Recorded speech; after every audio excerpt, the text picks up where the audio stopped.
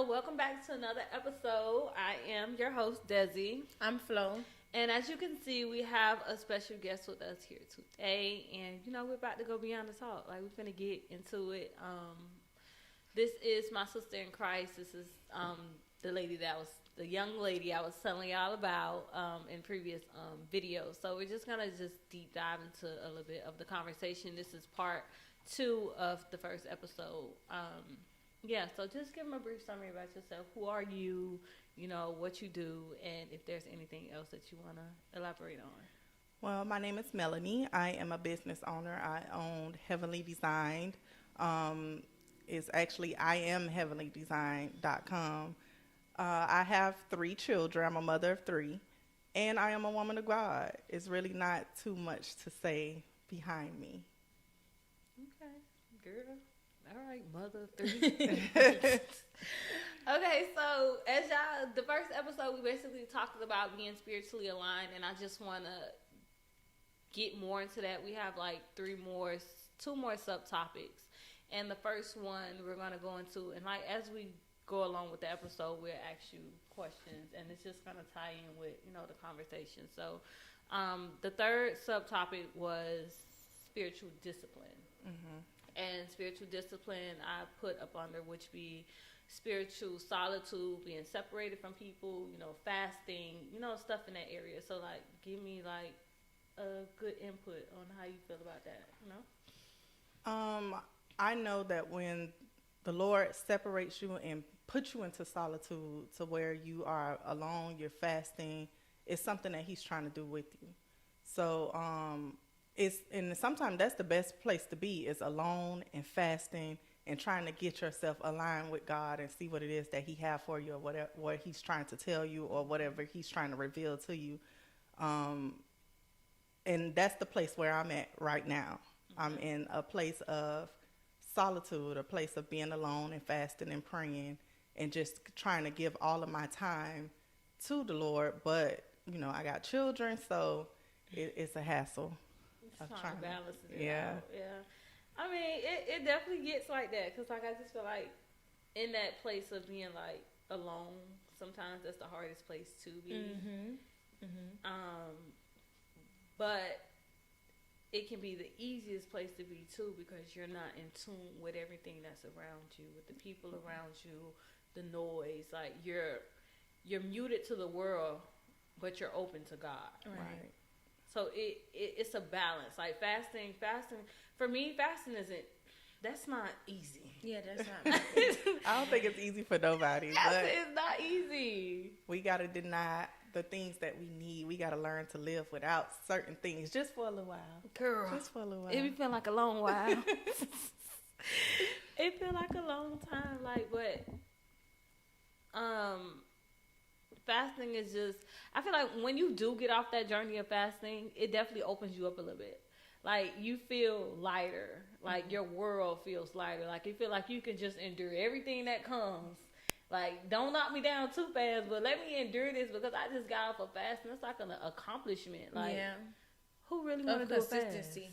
Yeah. I feel, for me, I struggle with fasting all the time. It's me being consistent. Yeah. Right. It's me going back, or if I come off of a fast, it's like the thing that I was fasting to release, I go immediately back to that place.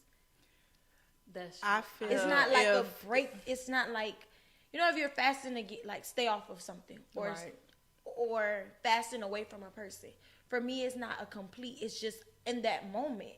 It's never like a breakthrough. I always seem to fall short, or I always seem to go backwards after the fast.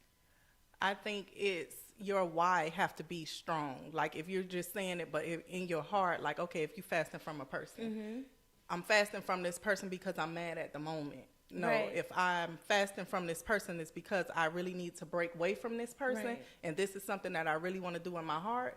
You wouldn't go back because it'll be settled in your heart. Right. Like, all you need is a made up mind. Once your mind is made up, then that's it. It's gonna break. You have to really to know, okay, God, I really need this. Lord, I really need to break free from lust. Lord, I need to break free from this. This is what I really want. Can you deliver me? Right. You have to, and that's where your prayer come in when you fast. When you ask him, Lord, I need deliverance. But it has to be from a pure and clean heart. Right. You can't do it just because, I'm just doing it right now. I'm mad at him, or I'm this and that. But in reality, you not 100% set in your heart that this is what I need and this is what because once you ask him, he's going to do it immediately. Right.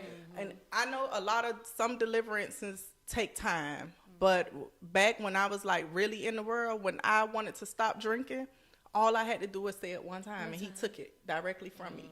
I didn't have the urge. I could go on South Beach and not drink nothing. It was gone. And I was so amazed. It's slow true. pace. No, it's true. Like, I did not have the urge to drink at all. And it shocked me. Right. Because it was like, he had to be waiting on me to ask this. Yeah. Because I kept saying, man, I can't go down this path. But then once I just said it one time, and it was completely gone from me. And I would be looking at the bar like, I cannot believe this. Like, girl, I don't even want to drink like, God is really real. Because that's what we were just talking about. Like, he is really real. And if your heart is set 100% in your heart, and you know this what you want, it's going to work. It's going to break. It's not going to be, I'm going to go back. That means you wasn't all the way in from the beginning. Right. Like, you got one foot in and the other foot out. Right. Like, you do, but you don't. Right. Yeah, I mean, girl, at this point, smoking was one of mine. That's something that he took away from me. The weed. I never had an addiction like that. Girl, you know, like I never smoked, so with I don't know. smoke or drinking, it's just once I set my mind to let it go, I let it go. It's not something I have to do. You know how some people like really have to drink. It's not something I come home, I say I'm gonna have a drink after work, and once I come home, shower, I don't even want it. See, me, in order for me to go out and have fun, I had to But drink. that's me too. But I don't have to drink like, how can I say it? I drink to just level myself. Yeah. I don't drink to get drunk. Yeah. Like, I know this one cup will put me right, like on my way there, I can drink one cup and I'll be okay. I'm bubbly. You wasn't a drinker. See, yeah, I was a drinker. No, I don't have to I was a drinker. Drunk, but that's how I am too. In order for me, and that's something that I feel like I have to overcome, because you should just have joy and happiness. It shouldn't take something to get me comfortable around, or if I'm uncomfortable around certain people, I don't need to be around you. You understand what I'm saying? So for me, I have to do that too. I have to drink before I go out, especially when I'm going out with my coworkers. But that says a lot about who you're around, because you're not your natural self. You're not in your element. Because when you in your element, that's why people like, you be nervous about your podcast? No, because I'm in my element. Girl. When you in your element, it's like you're comfortable. Ain't no reason to be nervous. Yeah, I'm comfortable with the people I'm around. See, that was my issue. The people who I was around, like, God has blessed me with a great gift of discernment, and I just knew me and y'all don't click. They was always, she don't like to come to people's stuff. She don't talk to people. She just don't care about nobody. It's not that. It's just my spirit don't click with you. Right. So when I'm around you guys, in order for me to have fun, I have to drink. Yeah, like, that's what I'm saying. Like, it's not your element. You're out your element. So it was that, and then I feel like I have a little awkward thing about me too. Like, I'm very quiet and like I like to be alone. So in my mind, it was always, I don't know how to sugarcoat. Like, I don't know how to make stuff sound cute. Yeah, cute. If I'm sitting there thinking about it, I'm trying to think of a way to not, say it and not say it like in a mean way. So I'm like, if you ask me something, I'm gonna tell you what it is, and everybody can't handle that. So if you sitting in a group of 5 or 6 different other women, and you just quiet, sometimes it's like I could see things on you that maybe I don't want to say. Right. I know your personality. Right. I know you're the messy one. Right. I know you have this spirit of such and such, or this, like I can see that, but seeing I can't people spiritually. Right. I can't express that to you because you're not on that level for me to express that to you. Right. So I know we're not going to click. Right. So let me just be standoffish, but people will take that as you being being rude, stuck up, Ooh, you nonchalant, you this, you that. But it's not that. It's just I don't really too much click with y'all like that. And if in order for me to open up to a person like that, I have to really trust you and be comfortable. So out of 5 or 6 girls together, I'm only comfortable with one. So I'm only talking to that one. So that one is my friend. The rest of y'all, I really don't trust y'all like that. We could be around each other, but we ain't gonna really sit and have no conversation. Like, I'm not picking up the phone and calling you to make sure you're okay. Like, we're not But doing people that. take that as rude. Right. That was me my whole life. But I got into corrections, and it's like, oh, she's stuck up. She's mean. She's this. She's that. Why? Because I won't sit around a whole bunch of people and have a conversation. And I feel like in that profession, I'm not saying, I don't know how it works in every profession. I haven't went through every profession. Right. But I'm saying in that profession, real is something that comes off rude to them. They like fake. We like when somebody's being fake to you, they take that as realness. But when somebody's being real to you, now I'm mean and I'm stuck up and I'm not a people's person, or people don't want to be around me because you don't like the truth. Right. And this is and the we truth. in the era right now where right is wrong and wrong is right. Yeah. So when you come at them and you tell them something right and they don't want to hear it, you harsh. You know, you know. Or I'm just aggressive, telling you the truth. or I'm too outspoken. No, it's the truth. But then you still need balance. Somebody got to be at a balance, because y'all too. But still, you have to be able to take the criticism. Like if I'm gonna let you keep walking into the ditch and don't say nothing because I feel like your feelings gonna be hurt, then what love do I have for you? Right. That's true. So if that's the case, child, just go ahead and keep walking in that ditch. I ain't gonna say that. I'm not gonna say But nothing. then you can't. A lot of times you could. How that saying go? You could lead the horse to the water, but now the horse gonna drink it. I can tell you millions of times to do this, do that, and you choose not to do it. Then hey, cool, okay. I told you. Right. I told you whatever was supposed to be said, and if you don't listen, then that's just on you. You have to take accountability for what comes after. But then too, you still need a balance. Like, y'all are stern. And I tell both of y'all this all the time. I don't know how I deal with it.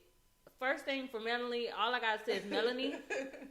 Melanie. As soon as I say her name, because I know how she is, and it doesn't come off to me rude, but to others it may come off. Somebody has to be there to balance it all. Like, even with Flo, like, it's not sometimes what you say. Sometimes it's could be how you say it, and that goes for me as well. But how can I say this? Being open and being aligned with all of that is like, sometimes God will tell you, no, you can't do this. Yeah, you can do this, but your ears have to be open to hear it and receive it. And at the time that he told you, bro, follow it, because if you don't, you gonna wish you would have, like, listened. Right. Sometimes you just gotta listen. And yes, listening can be hard sometimes, because sometimes you don't want to do things that you don't want to do. But sometimes by doing the things that you don't want to do, it makes life easier. Yeah, that's true. It makes life easier. So why not do it? But then why do we not do it? That's what I tell you. Knowing the right to something, knowing that I should be doing this, but I'm going to still be disobedient.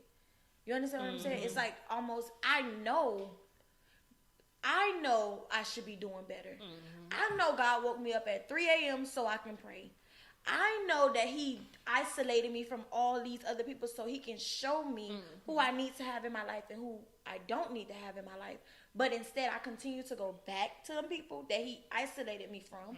And I continue to toss and turn at 3 a.m. when I know I should get up and just pray. But I'm being disobedient. Me too. I was just telling getting up in the middle of the night to pray.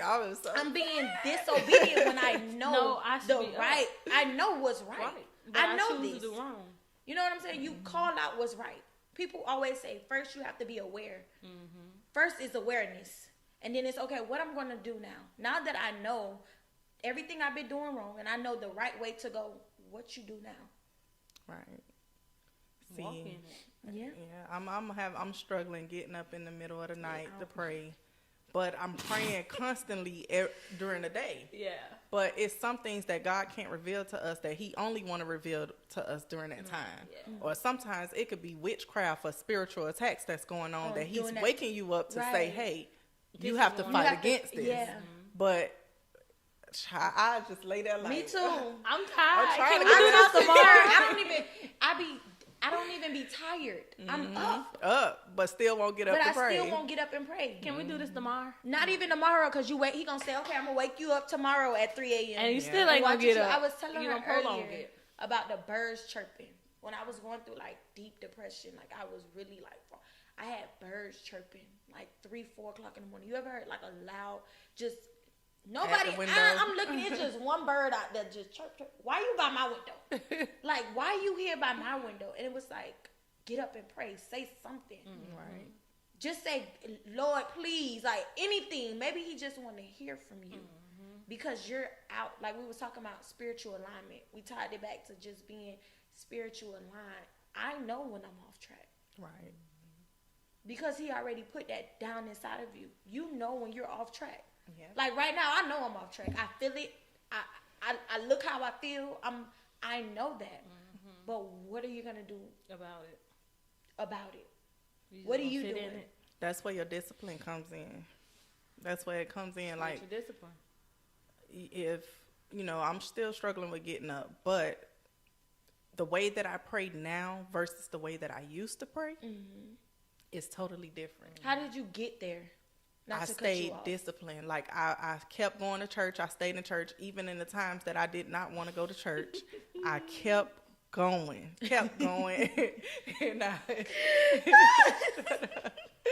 And I kept going, and I just built my relationship. Like, I wasn't like studying nobody in the church. It was just me and the Lord. And when I got home, I continued to pray. When I got, before I go to bed, when I wake up in the morning, I start setting an alarm 6 a.m. every morning to get up to pray. Now, I could get up and do that. But the 2, 3, 4 o'clock in the morning, oh, no. But I set my alarm 6 a.m. Then I still pray in the middle of the day. And then I pray before I go to bed. It's just I started to build a relationship. Right. When I'm in the shower, I start just talking to the Lord while I'm in the shower. It could be just about my day, stuff that I just don't want to talk about and tell other people. Like, I talk to him because we're friends. Like, I know he's going to listen to me. Right. So that's what you have to look at it as, a relationship. People look at, oh, God, no, it's a relationship. It's a relationship. My mama told me yesterday, she said, people have heart attacks and strokes because it's bottled up. She said sometimes you need to just go outside and just talk to God. Go out there and talk to him just how you would call me, and you'll be like, talk to him. It's a relationship. It's a relationship. It's not. He's not. We feel like we can't say certain things. No, I say everything. I'm frustrated, God, but I trust you. I say everything. That's it. And sometimes you don't want to curse God, but it's like, God, no, I'm frustrated, God. I'm mad. They try me, I'm mad, but I trust you. You know but then what I'm saying? he also says, come to me childlike. Come to me as a child. So if something is bothering you, just like kids come to their parents, mommy, this hurts. Right. Come to him just like that. Stop coming to him as if you're an adult. Yeah, you're grown, but in God's eye, you're still his child. Right. Be a child. Go to him like you was 6 years old. Go to him like you're 4. And 2, you have to think about it. When kids grow up, they don't worry about cars. They don't worry about bills. They don't worry about the food they gonna eat. They don't worry about They don't worry about none of that because they know it's already gonna be provided. Yeah. Why are we not like this? That. Yeah.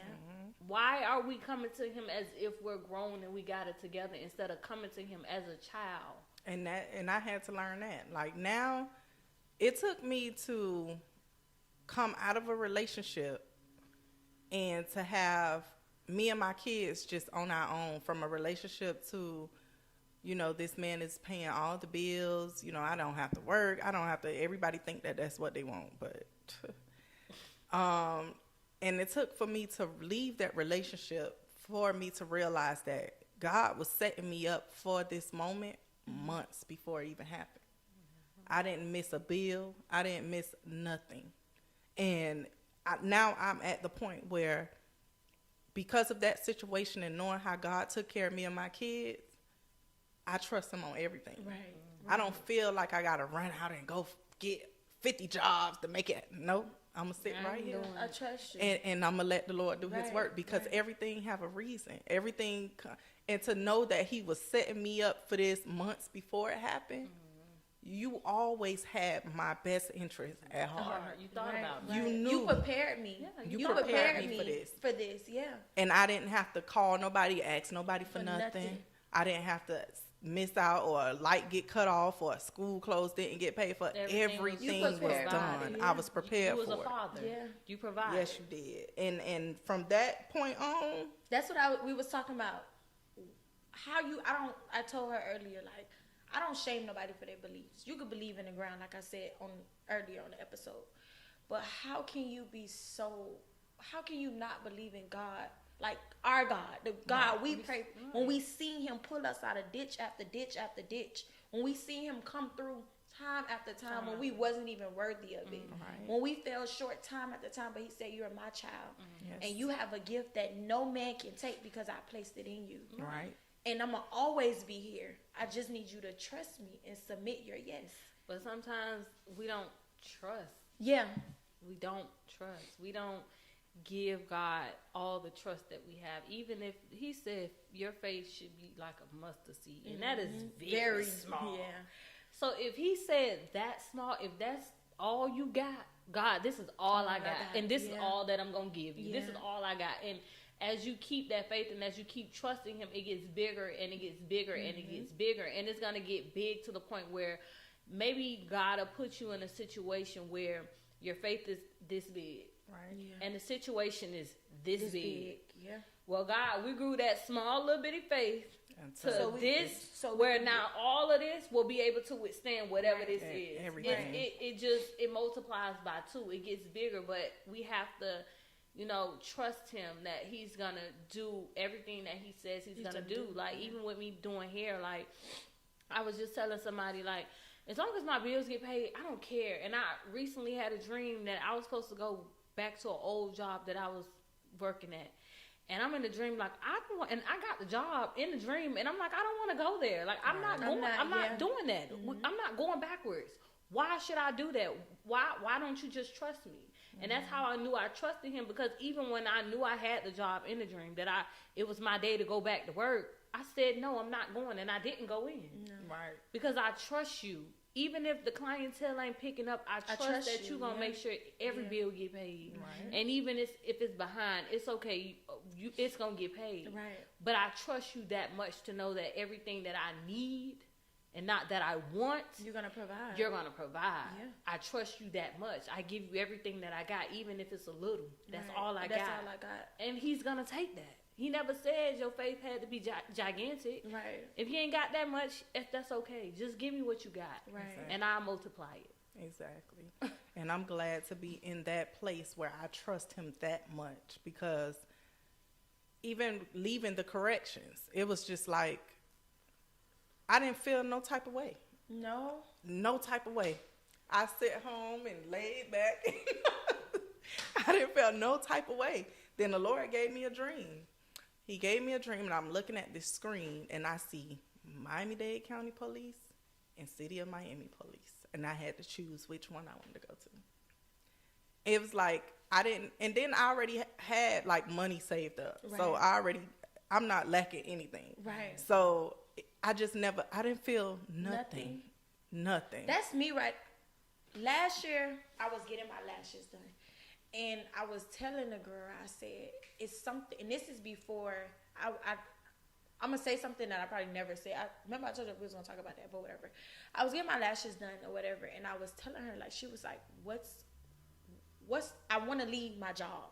This is before I got under investigation and everything. I kept on telling her, I said, I want to leave this job. Like, I feel like corrections have made me cold, made me into a person that I'm not. You're around all these people with all this different, you dealing with people, principalities. Like, yes, all of this. It's just too much. You're dealing with a lot. So you take home, sometimes it latch on you take home all of that. Mm-hmm.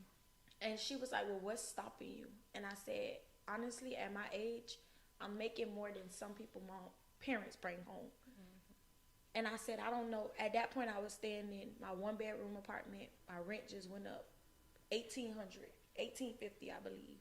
So I went from paying 15 something to 18.50. I watched my rent go up. I watched my rent go from 12 to 15.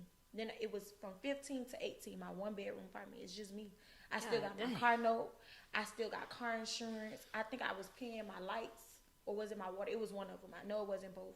I still had, you know, my day-to-day life. I had growth. They don't give me food stamps because my age. They say I make too much. In their eyes, I make too much. I just still had life going on. And she said, do you trust God? And I said, yes. She said, so why not jump out there and trust him? Really trust him. You're not happy here. You don't want to be here. But you come home every day and you like, I'm only here because of the money. You don't trust God. You don't. And that's where I was. It was like 16s. I'm like, no, I can't live like I can't. this. I just thought I did an 80.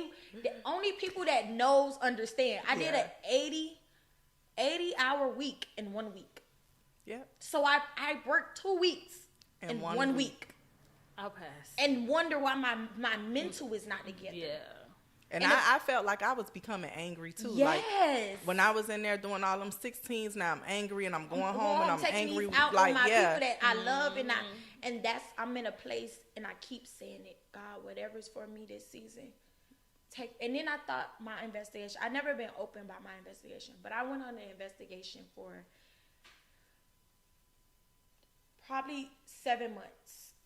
Don't quote me on it, but probably 7 months. I went under investigation. The first 2 months I went under my investigation. They never moved me from the prison. They just had me sign a paper, no inmate contact. Okay, no problem. Your report, and I had just went up for sergeant. 2 months before then, I had just went up for sergeant. And when they came to me, they couldn't tell me why. I just signed. They called me one day, and I just signed the paper. I'm on at my high. I just went up for sergeant. My pay just increased. I'm on a different type of high. Mm-hmm. For 2 months, they called me across the street and said, "Bring your belongings."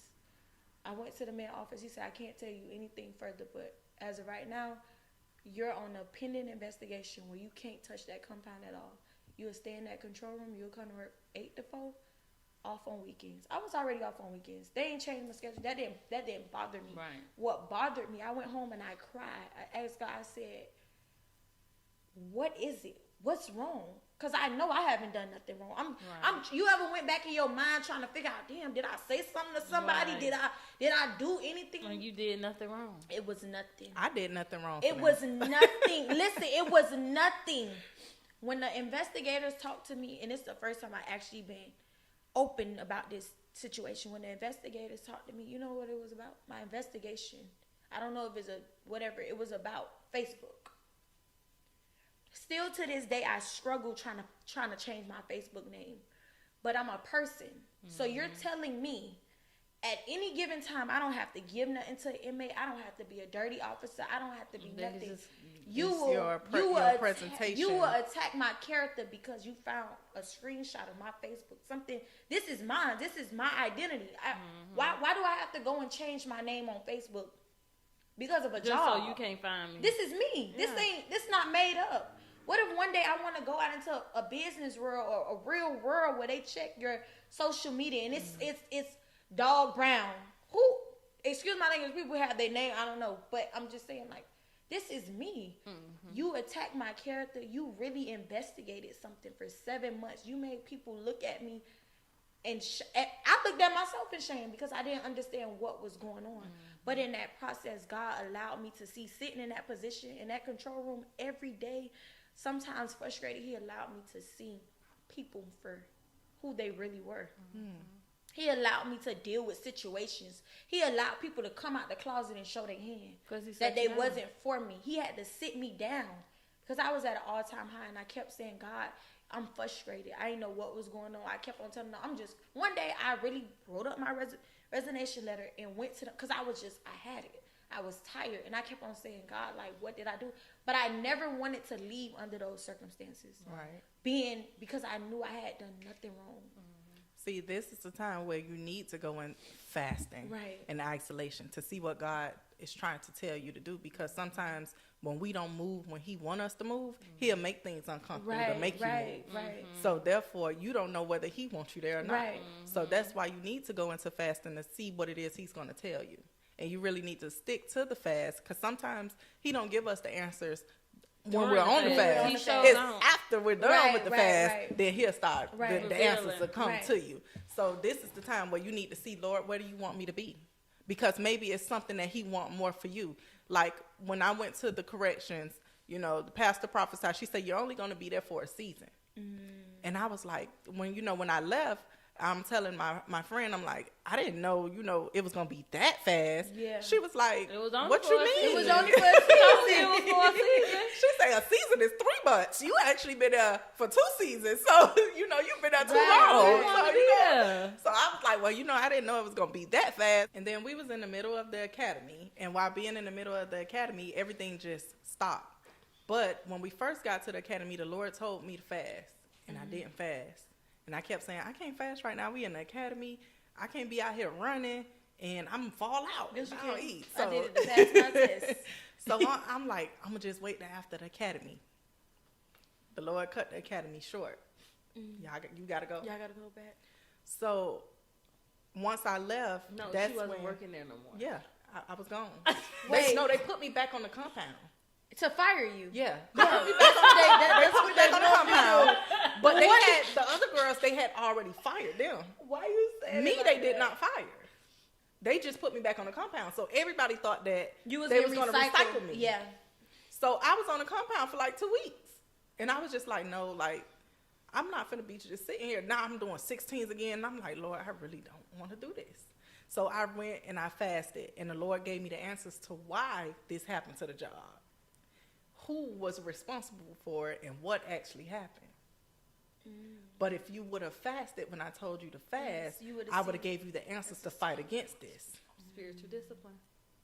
But since you did not fast when I told you to fast, this is the outcome. Now, he could have just left me in the job, but this was a lesson that he needed me to learn. So now I'm going to take you out, but I'm going to give you the vision of where I'm going to put you.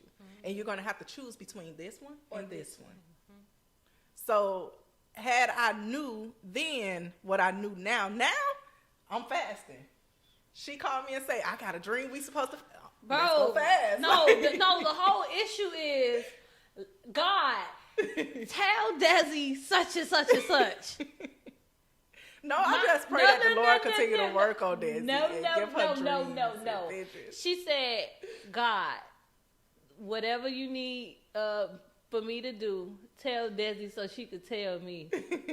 Mind you, I have been having dreams about her 3 days prior, but I was mute, so I wasn't saying much. She'll call, we'll be on the phone, but I won't talk about nothing. Girl, I done had this dream, and I'm like, all right, now it's the go. Call Melanie. Melanie, girl, God said we gotta go on the fast. I don't think I can do this again. Then she told me, we gonna do 24 hours. Melanie, bro, I could barely get through the first 12. What are you talking about? We could do 24 hours. Melanie? Nothing. No but food, it no was nothing. because, he gave me the message. I didn't know she had prayed and told God to tell me to tell her something. I didn't know that. Right. I just got up, and after I had the dream, I was like, I'm going to call you in a little bit.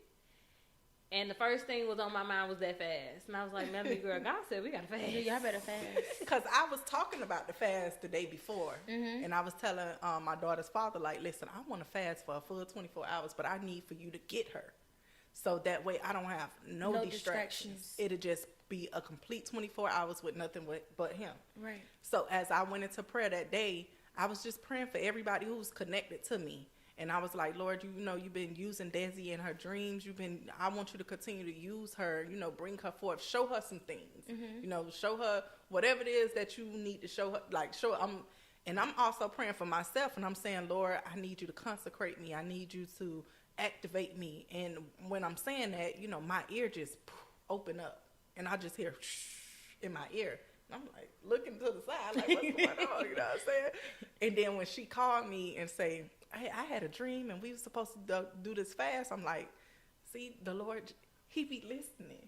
But then it goes back to who you surround yourself by. Yeah. That's important. And I was just telling one of my, she's a newer client. And I was talking to her. I was like, well, do you have friends that you could talk about God to? And she was like, no. And I was like, you're not asking the right questions. You need to be asking God, well, can you put me, or who do I need to be around that's going to keep me on that momentum of is you. You know what I'm saying? Who going to keep reminding me in my ear, well, it's God, it's God, it's God. We have to put ourselves around people that's going to remind us of God. Like, I can't say, you know, I'm for God, but I'm still in the world and I got worldly friends. And that's not saying that my worldly friends aren't going to go with me. But if I know that God has a plan for me, he has to put me with people that's going to help me grow, where I can go back and pick up my worldly friends. Right. And a lot of times in the church, they be like, well, you can't be around people that's in the world. That's bullcrap. Because Christ wasn't around. Jesus wasn't around people that was Christian. He was around. No, for sure. I was there. She said, baby, Jesus had the ratchet of the ratchet. He was with the prostitutes. He had the ratchet of the ratchet that he brought along. So God doesn't look at us and say, well, because she do this and she do that, I'm going to single you out, or I can't save her. Everybody can be saved. Right. I really believe that in my heart. Everybody can be saved. It's possible. It's possible. Just if your heart is in that posture of wanting to and you be saved. have to, at the end of the day, God is there, but you have to submit. I tell people all the time, you have to submit your yes. I can be there, but it takes you to help me. You understand what I'm saying? Right. Like, God is going to be, he's going to be there, but it takes you too. I'm like, going to just be back there to hold your hand, and I'm going to just keep pulling. So Melanie in front of me, Melanie pulling me, I'm pulling you. We just going to keep pulling each other until we get there. Right. And I've been saying that I want to get a group of friends to start like a Bible study. I really want to do that, but see, I don't talk to a lot of people. Girl, so it's hard you have to be careful with people. Yeah, like, but you have a strong discernment, so you lean on that. A lot of people are not gifted with that. A lot of people is in the word, but they're not gifted with that. So you lean on that and you allow God to just help you when it comes to that. And you know, like, gravitate people, like people that genuinely want to do it. Because there's a lot of people, a lot of young girls are crying out for help when it comes to those, but they don't have the people around them. They don't have the support. Like I tell Desi all the time, I'm very inconsistent. Consistency is something I pray for every day. Because I know that I fall short when it comes to just staying on track. But it's some people that need that extra push. It's some people that you have to be in the mentor programs and that Christians to give you that extra push because you need accountability. Right. You need somebody that's there and that's gonna tell you like, hey, you slacking. We're gonna till you can get there fully. But people also are not aware of that either. Nobody wants that because now we feel like somebody pushing us and they get on our nerves. Oh, they get on my nerves or no, you need that. Once you ask for that, you have to reach out to the places you struggle with and help and get people that has that, you know, that's more stronger than you, so they can help you along the way. Because even when I was telling Melanie when I went to church last Sunday, and I was writing some stuff down, and I basically wrote down, picture yourself as a letter S, and a letter S is considered a line. It's a line. It's just a curved line. Now picture God on both ends of that S. So God is over here, God is right here. God is going to keep pulling you to the point where you're parallel to him. You're straight. If God is a straight line, he's pulling you, he's stretching you out to be parallel to him. And I knew he was in alignment with what I had done wrote down, because I wrote it down 5 minutes before he told me. He was like, when I go to church, I sit in the back. I'm sitting in the back every time. He was like, next time you come, I'm gonna need you to move your seat, and I'm gonna need you to come up front because in the front more, because God is trying to stretch you out. And it was just like, dude, I literally just wrote this down, and for you to just confirm what I just wrote, I knew that my ear was open to hear God, because he said it and then you said it, so that was just double confirmation right there. But we have to. Our own self have to put ourselves where we're surrounded by different people so they can help stretch us out right along with God. If we're around the same people that's not going to help us build, you're never going to move. You're going to stay stagnant. You're going to, you're going to keep going back to what you know instead of going in an unfamiliar place, being uncomfortable. You know, that's the hardest thing to do. But when you're uncomfortable, it gives God a leeway to get inside. Empty out everything. so he can get in and do his work. Like I whenever I do, I know I'm gonna do it one of these days. Get a group of women. We could just do Bible study. I want to do like Bible journaling. Like we could have the Bibles that they have with you could write. Oh, you could write like our topics. Yeah.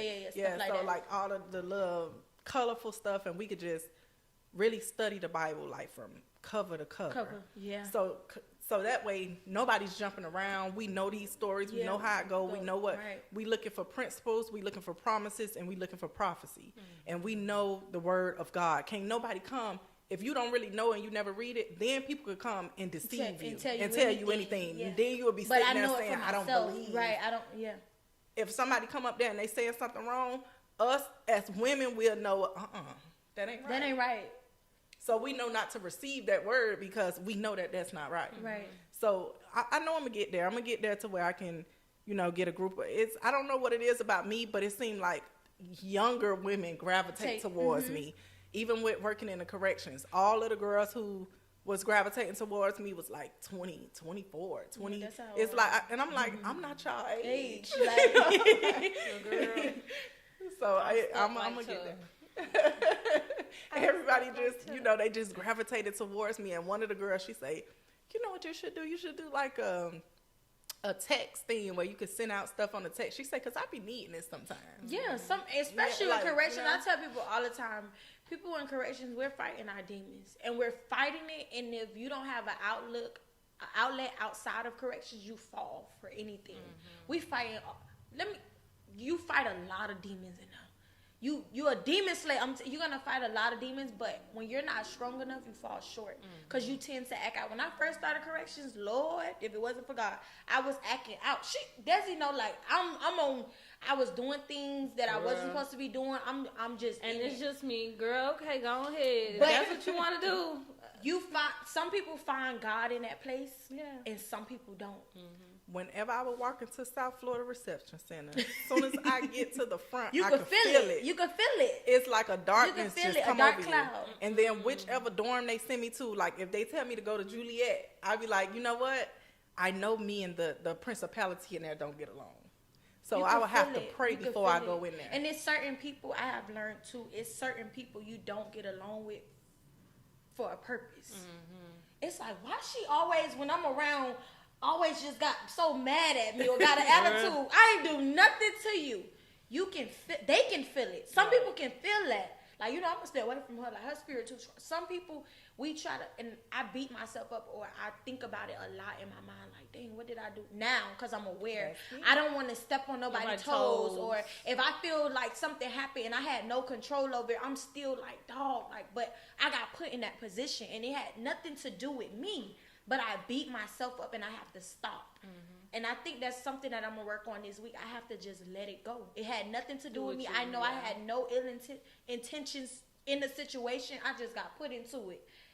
But I knew in my heart that all my intentions was pure. And you have to let that go because I think I'm my biggest, like, I'm really big. Like, mentally, I beat myself up. Nobody will ever know that I'm going back and forth with myself on this, but me. Because I beat myself up about a lot of situations. Like, how could I make a difference in this situation? How could I have changed? Or how could this situation went this way if I would have did this? Like, I think about it and I ponder on it. But you can't go back. Yeah, after it's done, you really can't. Like, you really can't go back. So it ain't really. Why beat yourself up about it? You can't change it. It already happened. Yeah. You can't really change it. But I don't know. This episode was really good. It was really good. But hopefully, Melanie, when we do our 1 year retreat, you can have, because we're doing 15 to 20 tickets. Yeah.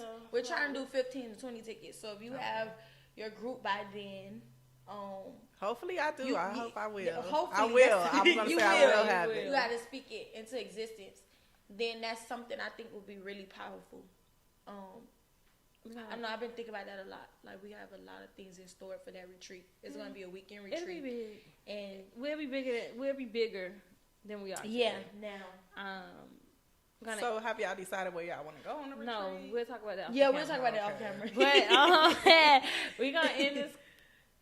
Yeah, because we didn't do it on the last episode. So we're going to end this episode off with a question. And beyond it all, what did you take from this episode? What I took was we have a lot of different people that think a lot of different ways, but you know, when we put God at the center, it just all come together. Yeah. It all come together. She may think one way, I may think another way. She may feel one way, but when God is at the center, it all comes together, and we can all get together and learn from each other. We can learn how to fast, how to be consistent, how to be, you know, maybe something that I'm not strong in, she may be strong in, or she may be strong in, or vice versa, however it goes. But when God is at the center, it'll all come together, full-fledged and together. Go, girl, you looking at me. I know I was next. One thing I learned, I don't think it was overall today. Like, I came in a funk, and I've been dreading this conversation. And one thing Desi said when we first opened the episode was be open. Because we already had a conversation or a text, like, this is not one of my strong fields. And it's not saying that I don't believe in God, or it's not saying that I don't pray, or I don't know the gift that's inside of me. It's just not one of my strong suits. I'm not consistent when it comes to being spiritual aligned. And that takes time. It takes time. It takes me being consistent. It takes me putting in effort. It takes other women around me to hold me accountable when they see me falling short. So it's not something, you know, I know, like something that I took from it. It's something that I just, it's something I took from it. But it's me personally, because now it's like, okay, I'm out of my funk. I could probably go home and do this and do that. But the first episode, it was just like, you know what? Like, I'm going to try. I'm going to give you what I got. And he gave you some. Oh. But do ask, I keep hearing, you need to ask him what your purpose is. Yeah. I told you that earlier. Yeah, you need to ask him what your purpose is. But what I took from this conversation was... That was a long pause. I'm sorry. I'm sorry. Because I'm trying to get it together. What I took from this conversation is, like, don't beat yourself up. Just walk it out. Just let the ball roll. And however it go, wherever it go, just keep following it. And know that God is going to be behind you every step of the way. That's it. That's it. That's all. So we're going to end this episode off, guys. We're going to see y'all back again in I don't know how long it's going to take. But y'all get this stuff. But we'll see y'all soon. We're signing off on episode 4. And stay tuned so much for coming. 5. Thank you. No problem. Anytime. 5 and anytime. 6. Yeah, 5 and 6. Thank you so much for coming. I enjoyed this. You're welcome. I'm glad to be here, and I'll come whenever you call me. Period. Bye, y'all.